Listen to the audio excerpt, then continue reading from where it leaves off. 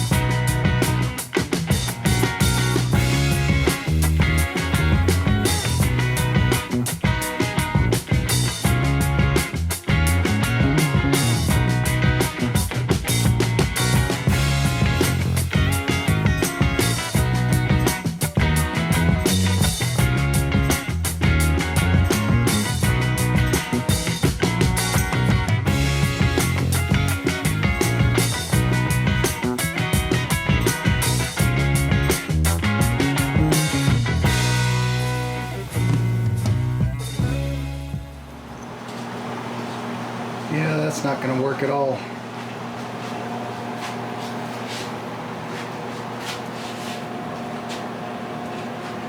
This fits on there, but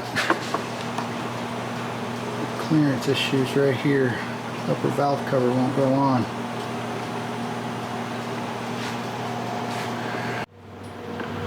Well, just spent the last hour and a half or so researching what type of bracketry I might need to get the better clearance off that alternator, and phone call to ICT Billet that specializes in making a lot of that bracketry. I think we got it sorted out, so those parts are on order. So in the meantime, we'll work on some more wire harness stuff and getting that stuff in there, and maybe trying to sort out fuel pump, gas can type of stuff, and I don't know, we'll just kind of one thing at a time, I guess.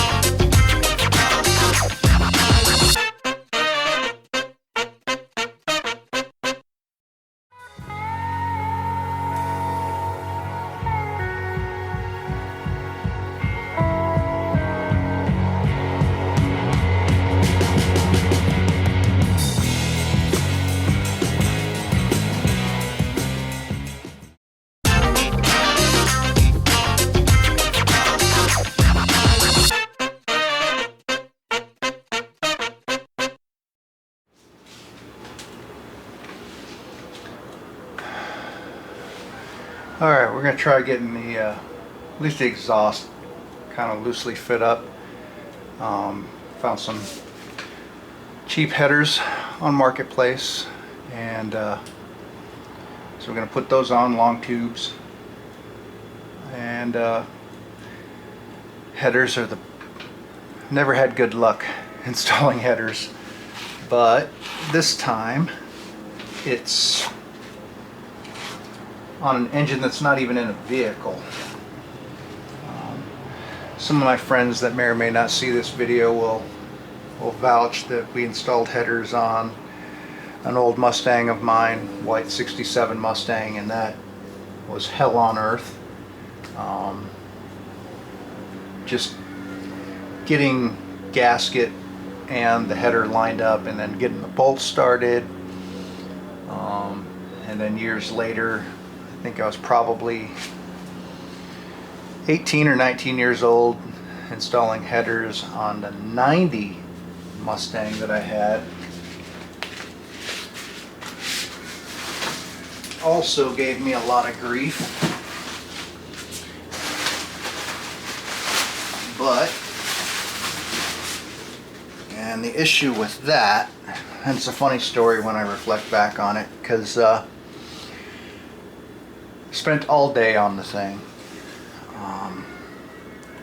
It was my day off, so I was doing an entire exhaust change on the vehicle. So 1 3/4, I think they were Mac headers back then, and off-road H-pipe and Flowmaster exhaust, and so it took me a couple hours to get the exhaust off. And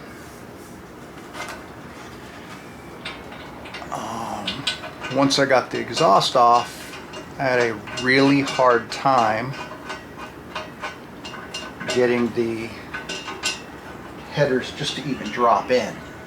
I mean, I was getting super frustrated, pissed off, because before I even bought them, I asked, because I bought them locally at a high performance shop that we had here in town, and I wanted the 1 5/8, but they were out of stock, but they had the 1 3/4. So I was a little hesitant, but he assured me that they would fit. And once I got to starting to install it, it didn't seem like it was going to fit. It looked like I was going to have to pop like at least a motor mount and jack up the engine on one side a little bit. And I'd been at it literally all day, just frustrated. They needed like an extra 1/2 inch or 3/4 inch just to drop down. It was getting close, but not quite there. My dad comes home from work, sees that I'm frustrated. I was up and getting started when he left for work, and he saw that I was still at it and hadn't made much progress pretty much all day. I mean, I was a young kid, and I was just pissed off. So he goes inside, drops off his stuff, comes out, and he assesses the situation. And this is where experience and patience comes in. He literally looked at it, fiddled with it for about 2 minutes, and it dropped right in. I was shocked. I was like, what the hell? And I'd modified the gasket so that you just don't have to fiddle with it, get the bolt started, and then you notch out the couple of the holes so it just drops in once you have the gap. I was like, you know how long I've been at this? And he said something to me at the time that, I don't know, still doesn't really make a whole lot of sense, but he basically said, you're just not holding your breath right. So you old timers might know what that means. So I asked him, well, I think you just got lucky, do the other side. And literally 2 minutes later, boom, it was on. Well, that kind of bolted up loosely extremely easily, so much easier to install an exhaust system when it's not on the car. But these are just a temporary thing, so I can try to get the thing running, working towards that goal at the moment. And while I'm waiting for accessories to come in so that or bracketry for the alternator and whatnot, I figured might as well work on what I can while I'm waiting for stuff to show up. So these aren't the final bolts. I got some nice locking bolts that I'll use eventually. This is just for testing. So checking this with the clearance to the starter, and it is very close. I'll probably have to pull the starter back off, clock it a little bit more closer to the block, which is fine.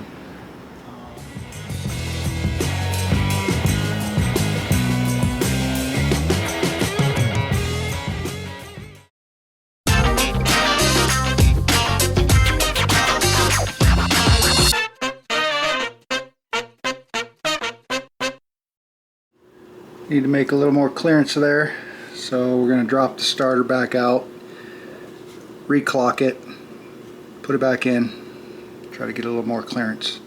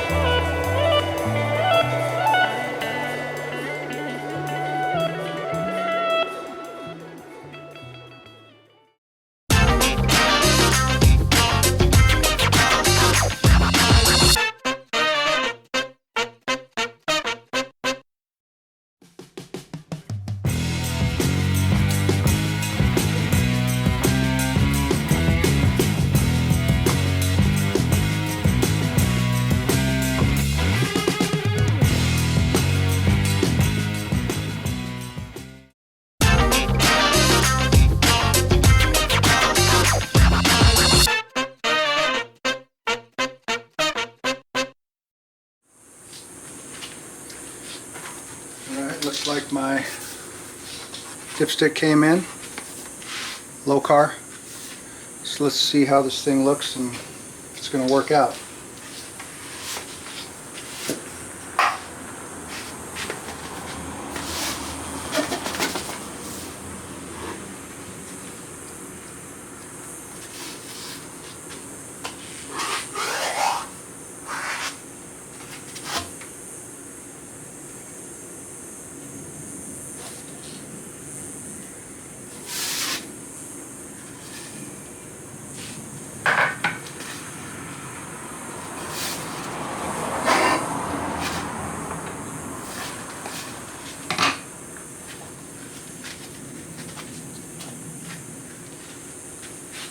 Looks pretty good. Let's go see how it fits.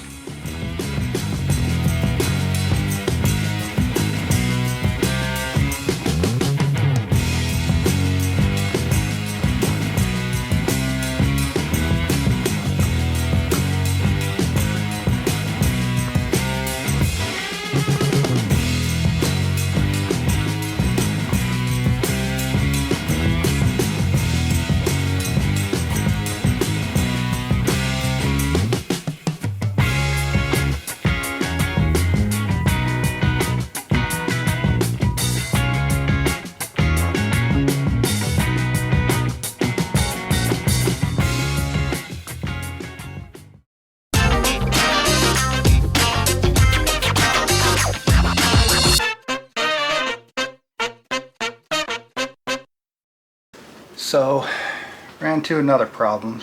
Just seems to be endless problems.